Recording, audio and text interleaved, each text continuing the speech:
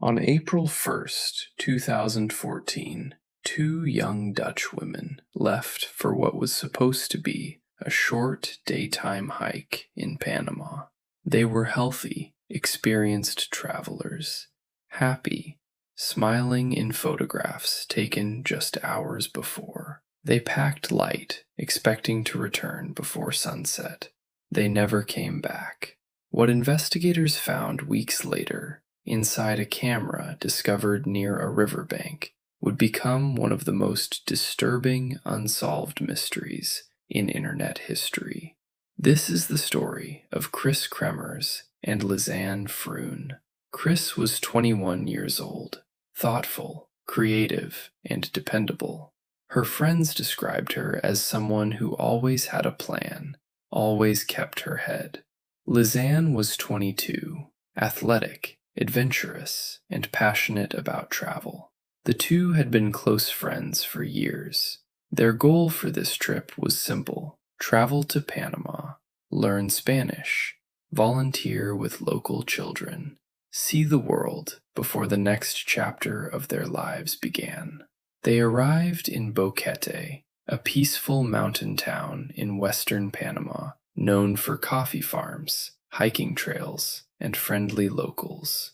Tourists came here regularly. Most described it as beautiful and safe.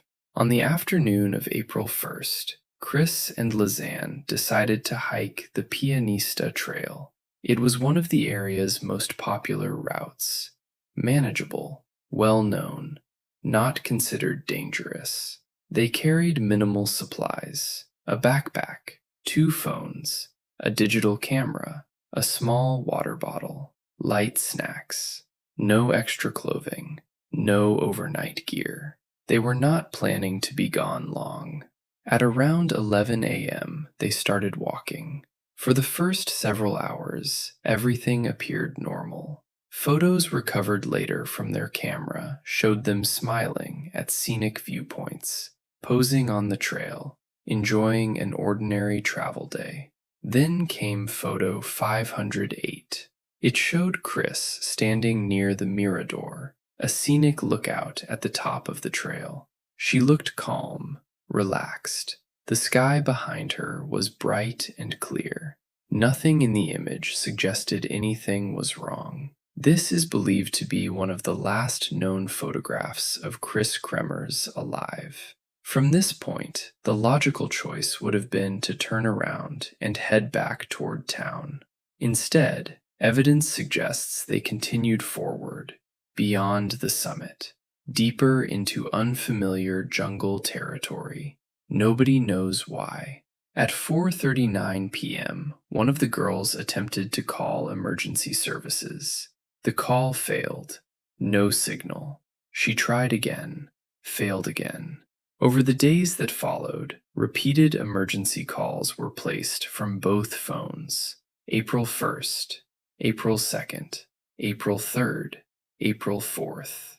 For days, at least one of them was alive, trying desperately to reach help. But the jungle kept them hidden. Conditions in that part of Panama are brutal.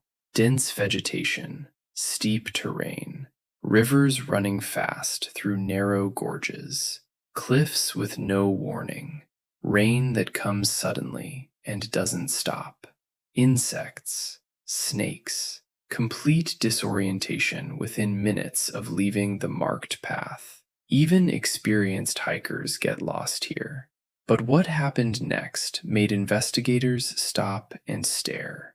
Several days into the timeline, someone attempted to unlock Lisanne's phone using an incorrect PIN code multiple times. Lisanne's phone was locked. The correct code was not entered. Incorrect attempts kept appearing in the logs. Some investigators believe one of the girls had already died by this point, leaving the survivor unable to access her friend's phone. Others believe it points to something far darker. Then, on the night of April 8th, between 1 a.m. and 4 a.m., nearly 90 photographs were taken in complete darkness. Most showed almost nothing: blackness, trees, Rocks, the forest floor, a branch with red plastic tied to it, scattered belongings, flash after flash illuminating nothing but jungle. One image appeared to show the back of Kris's head. Her hair looked clean, no visible injuries, no blood, just darkness, and the sound of a shutter firing again and again through the night. Why were these photographs taken?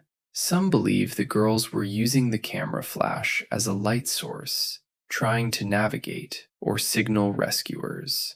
Others believe they were documenting something specific. Nobody agrees.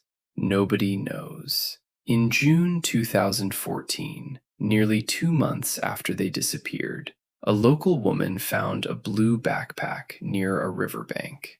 Inside were both phones, the camera, sunglasses, cash, passports, personal belongings. What disturbed investigators was the condition of the bag. It was relatively clean, dry, not heavily damaged, as though it had been placed there deliberately. Shortly after, human remains began to surface. A boot containing Lisanne's foot was recovered from a river. Fragments of bone were found in the weeks that followed. Some remains connected to Kris showed unusual bleaching, raising questions that have never been fully answered. Authorities concluded that the girls most likely became lost after moving beyond the marked trail, suffered injuries or exposure in the jungle, and died before rescuers could reach them. It is a plausible explanation, but it does not answer every question. Why did they keep going beyond the summit?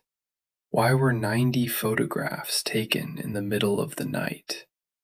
How did the backpack remain in such clean condition after 2 months in a tropical jungle? And why do the phone logs still raise questions that investigators cannot fully explain? More than a decade later, the disappearance of Kris Kremers and Lisanne Froon remains one of the most haunting travel mysteries ever documented. Thousands of people around the world have spent years analyzing the photographs, the phone data, and the timeline, searching for an answer that has never arrived. Some believe it was a tragic accident, wrong turn, brutal terrain, terrible luck. Others believe there is far more to the story. But one thing has never changed. 2 young women left for a hike and never came home. If this story stayed with you, subscribe to the Yard Files. Every day we bring you real stories, real cases, and real questions that demand answers. Because some stories are too important to forget. Until next time, stay safe and never stop asking questions.